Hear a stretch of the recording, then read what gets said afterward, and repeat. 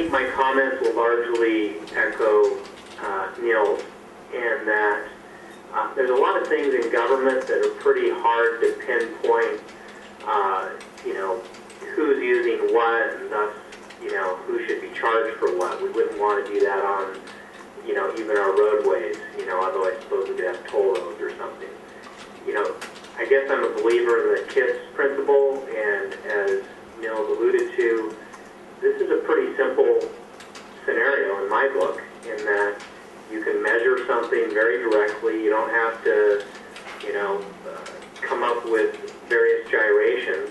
You know, it's very cut and dry, and in some ways, you know, we see a lot of growth or higher occupancy rates at the resort with elderly guests, and you know, more events at the symphony facility, and there's a lot of arguments you could make that our costs are probably going to go up a lot in a pay-per-use scenario, but that seems fair and appropriate, and, you know, theoretically our local option tax helps offset that. So, you know, again, to me it's fairly straightforward. We don't need to come up with a complex model.